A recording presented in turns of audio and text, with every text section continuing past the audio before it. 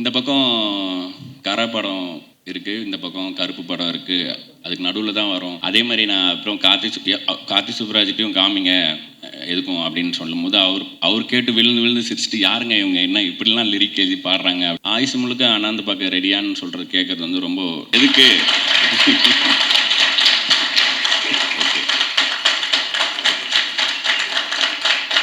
பேசக்கூடாதா?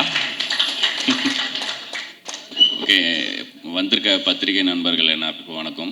எங்கேருந்து ஆரம்பிக்கிறதுன்னு தெரில.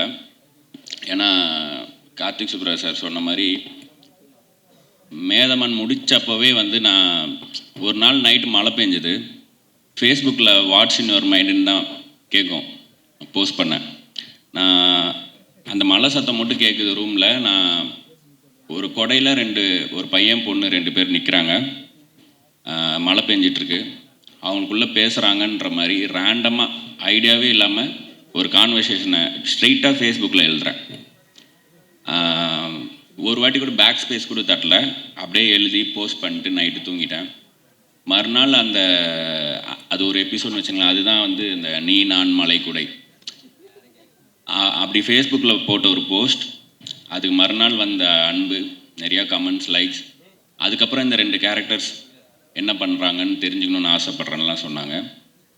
அந்த கேரக்டர்ஸுக்கு நான் பேர் கூட வைக்கல, ஏன்னா ஒவ்வொருத்தரும் அதை படிக்கும்போது அவங்கள கனெக்ட் பண்ணிக்கிட்டோம் அப்படின்னு.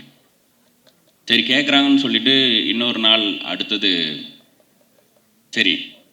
அடுத்து இவங்க எங்கே மீட் பண்ணியிருப்பாங்கன்ற மாதிரி ஒரு இடத்த கண்டுபிடிச்சோம். அதுதான் நீங்கள் இப்போ பார்த்தீங்களா, அந்த கடல் காதல் ரோமம் ஆச்சரியக்குறி. அதுதான் நான் 2வதாக எழுதி திரும்பவும் ஃபேஸ்புக்கில் போஸ்ட் பண்ண போஸ்ட். இப்படி ஒரு 2-3 போஸ்ட் மட்டும் சும்மா இல்லாமல் தோணுனதை டைப் பண்ணி நான் போஸ்ட் பண்ணேன். அப்போது எனக்கு ஒரு பெரிய டைரக்டர்கிட்ட அசிஸ்டண்ட்டாக இருக்க ஒரு ஃப்ரெண்டு அவர் ஃபோன் பண்ணி, இப்போ எதுக்கு இதை பண்ணிகிட்ருக்க ஃபேஸ்புக்கில், வெறும் ஒரு 4 லைக்குக்கும் கமெண்ட்டுக்கும், இதுக்குள்ளே ஒரு நல்ல கதை இதுக்குள்ளே இருக்குது. அந்த 2 கேரக்டர்ஸ்க்கும் ஒரு குட்டி ஸ்பேஸ்க்குள்ளேயே ஒரு கனெக்டை க்ரியேட் பண்ண முடியுது. இது ஒரு படமாகவே ஆக்கலாம், இல்லைன்னா வேறு யாராவது அதை பண்ண போகிறாங்க, தயவுசெய்து அதை டெலீட் பண்ணிடு அப்படின்னு சொன்னாங்க. இதே தான் வந்து நான் மது ஷார்ட் ஃபில்மை யூடியூப்பில் போடும்போது, தயவுசெய்து அதிலேருந்து தூக்கிடுங்க, நம்ம அதை தேட்டரில் போடலாம் அப்படின்னு ஆரம்பித்து, அந்த மது மேதமன் மாதிரி ஆன மாதிரி ஒரு ஃபேஸ்புக் போஸ்ட்லேருந்து இப்போ வந்து இது 29ஆக வந்து நிற்கிது. ஸோ யாரோ அவரோட லவ் ஸ்டோரி அந்த கதை இந்த கதைலாம் கேட்டாங்களே, நான் உட்காந்து டைப் பண்ணும் போது ஃபிக்ஷனலாக உருவான 2 கேரக்டர், அவங்களோட ஜேர்னி தான் இந்த படம். அஃப்கோர்ஸ் கேட்டதை பார்த்த மாதிரியும் பார்த்ததை பண்ண மாதிரியும் பண்ணுற பல கலைஞர்களில் நானும் ஒருத்தன். ஸோ எனக்கு எல்லாருமே கண்டென்ட் தான். அண்ட் நான் இஷ்டத்துக்கு பேசுறதுக்கு முன்னாடி ஒரு விஷயம் பேசிடணும். கார்த்திகேயன் சந்தானம் அவர் இல்லாமல் இந்த படம் இல்லை. நான் ஒவ்வொரு முறையும் தயங்கிட்டே இருக்கிறதுக்கு ஏங்கிட்டே இருக்கணுன்ட்டு வேலைகள் பார்த்துட்ருக்கும் போதெல்லாம் ஒவ்வொரு முறையும் சரிப்போ அடுத்ததை இது பண்ணலாமா, சரிப்போ ஆனால் நீ என்ன வேணாலும் எங்கே வேணாலும் பண்ண, இந்த கதையை ஸ்டோன் பெஞ்ச் தான் பண்ணணும் அப்படின்னு அப்பத்துலேருந்தே சொல்லிட்டு இருந்தார். மேதமன் பண்ணும்போது எங்கள் வீட்டு குத்துவிளக்கு சாங் நான் எப்படியோ கண்டுபிடிச்சி ஒரு பாட்டுன்னு உருவாக்கி அவர் போட்டு காமிக்கும் போது 30வது செகண்ட்லேயே கழட்டிட்டு, இது நாய்ஸ், ரத்னா நம்மளது மியூசிக்கல் ஃபிலிம், இது எப்படி நீங்கள் வந்து பாட்டுன்னு கொண்டாந்து காமிக்கிறீங்க அப்படின்னு சொன்னார். அதே மாதிரி நான் அப்புறம் கார்த்தி சுப்ராஜ்கிட்டையும் காமிங்க எதுக்கும் அப்படின்னு சொல்லும் போது அவர் கேட்டு விழுந்து விழுந்து சிரிச்சுட்டு, யாருங்க இவங்க என்ன இப்படிலாம் லிரிக் எழுதி பாடுறாங்க அப்படின்னு சொல்லிட்டு என்ஜாய் பண்ணார். அப்போ நான் கார்த்திகேயன் சந்தானம்கிட்ட சொன்னேன், 2 பேரும் பார்த்துக்கிட்டோம் ஒருத்தர். அப்போ சொன்னேன், நீங்கள் கடைசியாக எப்போ பஸ்ஸில் போனீங்க அப்படின்னு கேட்டேன். நான் போயிருக்கேன், ஸ்கூல் படிக்கும்போது ஸ்கூல் பஸ்ஸில் தான் போவேன் அப்படின்னு சொன்னார். இல்லைங்க, நீங்கள் எம்டிசி பஸ்ஸில் போயிருக்கீங்களா, ஜன்னல் வழியாக புக்கு தூக்கி போட்டு படியில் நின்று பாட்டு பாடிருக்கீங்களா, இது அவங்களோட வேர்ல்டு, அவங்களோட கதை அப்படின்னு சொன்னேன். அதே கார்த்திகேயன் சந்தானம் இந்த படம் அவர் 18 ஃபிலிம்ஸ் ஓல்டு, நான் 4 ஃபிலிம்ஸ் ஓல்டு. நான் வந்து இப்போ பார்க்கும்போது ஆச்சரியமாக இருக்குது. அவர் எடிட் பார்த்துட்டு அவர் கொடுக்குற இன்புட்ஸும் சரி. நேற்று நாங்கள் ஒரு இன்டர்வியூ முடிச்சுட்டு ரிட்டன் போகிறோம். எக்ஸல் ஷீட்டில் எந்த நியூஸ் சேனலுக்கு டிஆர்பி அதிகம் அப்படின்னு ஒரு ஷீட் வச்சு பார்த்துட்ருக்காரு. எப்படி க்ரியேட்டிவ் சைட்லேயும் சரி, நம்பர் சைடும் சரி, எப்படி ஹேண்டில் பண்ணுறதுன்னு எனக்கு ஆச்சரியமாக இருந்துச்சு. 1.5 மணி நேரத்தில் 70%லேருந்து 7% ஆச்சு. எனக்கு நல்லா ஞாபகம் இருக்குது அவர் அவ்வளோ ஃபோன் காலும் நடுவில். ஸோ இந்த படம் அமையறதுக்கு முழு முக்கிய காரணம் கார்த்திகேயன் சந்தானம். ஏன்னா லோகேஷ் எனக்கு வேற ஒரு வாய்ப்பை அமைச்சு கொடுத்தான். லோகேஷே ஒரு கதை கொடுத்து அதை படமாக பண்ணணும்னு சொல்லி. அண்டு கார்த்திக் சுப்ராஜ் சாரும் வந்து நான் இன்னொரு படம், ஒரு ஆக்ஷன் படம் ஒன்று பண்ணலாம் அப்படின்னு சொல்லி கதையாக கொடுத்தேன். அதுக்கும் அவர் சைடில் முயற்சிகள் பண்ணும்போது இதெல்லாமே ஒரு பக்கம் இருக்கட்டும், இதை மாதிரி பண்ணுங்க, இதான் நீங்கள் அப்படின்ட்டு கார்த்திகேயன் சந்தானம் தான் இழுத்து என்னை இங்கே விட்டார். அதுதான் 29. அண்ட் அடையாளம் பற்றி பேசினனால அது சொல்கிறேன். அதுக்கு முன்னாடி ஆர்ஜே பாலாஜி கிளம்பிட்டாரா? கருப்பு ப்ரொமோஷன் முடிச்சுட்டு கிளம்பிட்டாரு. ஸோ அவர் நான் நிறையா பேசணும்னு நினச்சதை எல்லாத்தையுமே அவரே சொல்லிட்டு போயிட்டார். வேணா டப்பிங்கில் மாற்றி போட்டுடலாம், நான் சொல்ல நினச்சிருந்தேன், அவர் சொல்லிட்டு போயிட்டார். ரொம்ப தேங்க்ஸ் ஆர்ஜே பாலாஜி. நான் இப்போ சிஎஸ்கே தோக்குற மாதிரி இருந்தால் கூட தோனி ஆடுறது பார்க்கணுன்றதுக்காக அது போதும்னு இருக்க மாதிரி இப்போ அவர் கமெண்ட்ரிக்காக பார்த்துட்டு இருக்க மாதிரி தான் இருக்குது நிலமை. நானும் அந்த மாதிரி பார்த்து என்ஜாய் பண்ணியிருக்கேன். இதை கேட்டிங்கன்னா I am your fan of your commentary also RJ Balaji. Thank you நீங்கள் வந்தது. அப்புறம் இந்த அடையாளம், ஸோ இது வந்து நம்ம வாங்கவே முடியாது, அதுவாக அமையர் தான். ஸோ நான் யாருன்ற கேள்வி எனக்குள்ளே வரும்போது தான் நான் சும்மா போட்ட ஃபேஸ்புக் போஸ்ட்லேருந்து ஒரு கதை உருவாகி நான் யாருன்னு கேட்டால் தெரியலன்னு சொல்கிற அளவுக்கு க்ளூலெஸ்ஸாக இருக்கிற ஒரு 29 வயசு பையன். நீ பெரியவன் ஆனது என்ன ஆகணும்னு ஆசைப்பட்டேன்னு கேட்டால் நான் பெரியவன் ஆகணும்னு மட்டும்தான் ஆசைப்பட்டேன்னு அவ்வளோதான் ஒரு பர்பஸே இருக்கிற ஒரு பையன். அவன் லைஃப்குள்ளே ஏர்லி 20s இருக்கிற ஒரு பொண்ணு, தெளிவாக ஒரு பொண்ணு வரும். அந்த பொண்ணும் பையனும் சேர்ந்து ட்ராவல் ஆகிறதுல தன்னைத்தானே அவங்க எப்படி ஐடென்டிஃபை பண்ணிக்கிறாங்கன்ற ஒரு படமாக அது உருவாச்சு. இதில் எனக்கு நிறைய விஷயங்கள் 29 வயசில் தான் நடந்ததுன்னும் போது எனக்கு இதுதான் டைட்டிலாக இருக்கணும்னு தோணுச்சு. ஏன்னா ஆனால் இதில் பியூட்டி என்னென்னா இதோட பர்ஃபெக்ட் டைட்டில் எனக்கு கிடைக்காது. எப்படி சொல்லணுன்னா, இப்போ கார்த்திகேயன் சந்தானம் சொன்ன மாதிரி நான் யார் அப்படின்னு அவருக்கு இருந்த கேள்வி மாதிரி எனக்கும் இருந்துச்சு. நான் அதை சொல்லிட்டேன், திரும்ப அதையே சொல்ல விரும்பல. அப்போது இந்த டைட்டிலே வந்து அதே மாதிரி தான் இருக்குது. இப்போ 29 போட்டு இதை புரிய வைக்கிறதுக்கு போராட்டமாக இருக்குது.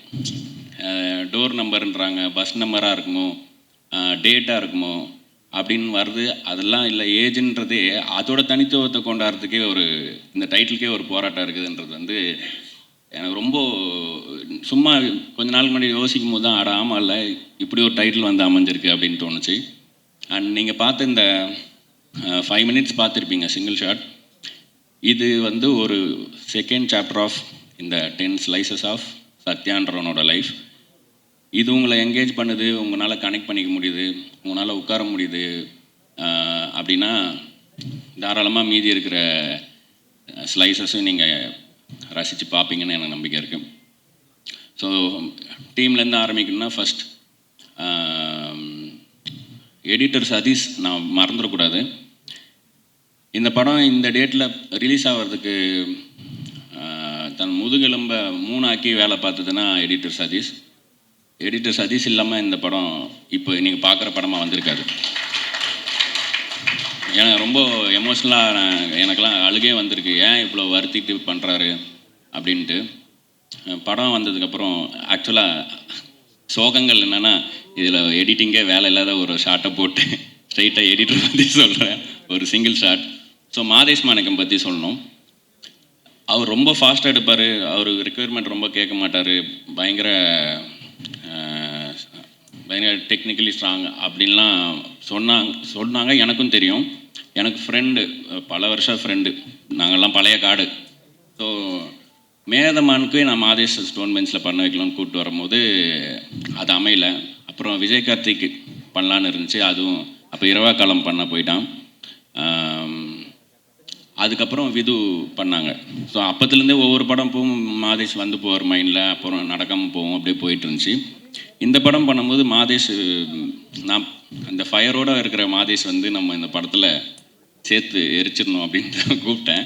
பட் போகிற ஸ்பீடு, ஏன்னா மாதேஷ் வந்து போன மாதமே ரோலிங் சொன்னாலும் இதில் வேலை பார்த்த எல்லோரும் போன மாதமே வேலை பார்த்தவங்க, ஜஸ்ட் அவுட் ஆஃப் வேறு ப்ராஜெக்ட் அப்படி தான் இருந்தாங்க.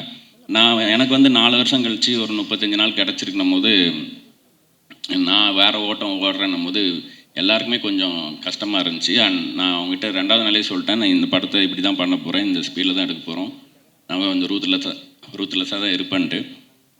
பட் ஒரு பாயிண்ட் மேலே ஒருத்தன் இந்த ஓட்டம் ஓடுறான்னும் போது எல்லாருமே சேர்ந்து ஓடினாங்க. ஸோ அதில் எல்லாருக்குமே சின்ன சின்ன மனக்கசப்புகள் இருந்தாலும் இப்போ இந்த படமாக பார்க்கும்போது ஒரு ஃபேமிலியாக ரொம்ப ஹாப்பி இந்த படத்தை பார்க்கும்போது. அண்ட் ப்ரீத்தி விதுவை பற்றி நான் எல்லா இன்டர்வியூலையும் சொல்லிட்டே இருக்கிறேன். ஆக்சுவலாக அதனால் ப்ரீத்தி இல்லைன்னா விஜய் வந்து வேறு யாரும் பண்ணியிருக்க முடியாதுன்னு எனக்கு இப்போவும் தோணுது. அண்ட் சத்யாவும் சரி, இவங்களுக்குள்ளே இருக்க அந்த எனக்கு விதுவை வந்து இந்த கேரக்டராக பண்ணணும்னு சொன்னதுமே ப்ரொப்போசல் லைன் வந்து ஒவ்வொரு லவ் ஸ்டோரிலையுமே ரொம்ப முக்கியமாக இருக்கும். சேதுல மனசு வலிக்குது புரிஞ்சுக்கோன்னு சொல்கிறது ஒரு ப்ரொப்போசல் லைனாக இருக்குன்னா, சக்தி நீ அழகாக இருக்கன்னு நினைக்கலான்றது ஒரு ப்ரொப்போசல் லைன்னா, இந்த மொமெண்ட்டில் என்ன ப்ரொப்போசல் லைனாக இருக்கலான்னா ஒரு ஐ லவ் யூ தான் இருந்துச்சு. விது கொடுத்ததும் வந்து எனக்கு என்ன தோணுச்சுன்னா, ஆயுசு முழுக்க அண்ணாந்து பார்க்க ரெடியான்னு சொல்கிறது கேட்குறது வந்து ரொம்ப, ஏன் வந்து இவங்களுக்கு ஒரு ஆப்பிள் பாக்ஸ் போட்டு சீட் பண்ணிலாம் மேட்ச் பண்ணணும், இந்த ஹைட் டிஃப்ரென்ஸே பியூட்டி தான் அப்படின்னு சொல்லிட்டு விதுவை காஸ்ட் பண்ணதும் அந்த லைனே மாற்றினேன். இப்போ எனக்கு பார்க்கும்போது ரொம்ப சந்தோஷமாக இருக்குது. விதுவோட ஹைட்டு, ப்ரீத்தியோட டான்ஸு, மகேந்திரனோட பர்சனாலிட்டி, ஷானோட சோல்னு எல்லாருக்குமே இதுக்கு முன்னாடி என்ன அவங்களோட ஸ்ட்ரென்த்தோ அது எல்லாமே இந்த படத்துக்குள்ளே கொண்டு வர முடிஞ்சுது. ஸோ உங்களை பற்றி நிறையா பேசிட்டனால இப்போ பேச போகிறதில்ல. ஷான் இவர் அவருன்னு நான் நிறைய இடத்துல பேசி விட்டேன் ஃப்ளோவில். இந்த படத்தை இப்படி கார்த்திகேயன் சந்தானம் சொன்னனோ அது மாதிரி இப்போது ஐயா நாளைக்கு ரிலீஸ் பண்ணணுன்னு சொல்கிறாங்க, முடியுமா அப்படின்னா, இவர்கிட்ட நேற்று ரிலீஸ் பண்ணணுன்னு சொல்கிறாங்க, முடியுமான்னு கேட்டால் கூட பண்ணிடலாம் ஐயா, நேற்று தான் நான் பண்ணிடலாம் அப்படின்ற அளவுக்கு எல்லாத்துக்குமே ரெடியாக இருப்பார். எனக்கு பயமாகவே இருக்கும், சரி யாராவது கூட 2 பேர் நோ சொன்னால் நம்மளும் ஓடிடலாம் அப்படின்னு பார்த்தா எல்லாத்துக்கும் ரெடியாக இருப்பார். இந்த படத்தோட இன்னொரு ஹீரோ வந்து ஷான் ரோல்டன்.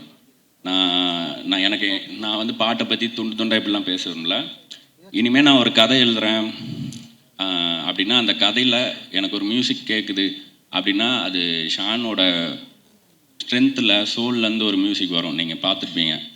அந்த மியூசிக்கை அந்த கதை கேட்கலன்னா அந்த கதையை நான் எழுத மாட்டேன், பண்ண மாட்டேன் அப்படின்ற அளவுக்கு என்னை ரொம்ப பாதிச்சிருக்காரு.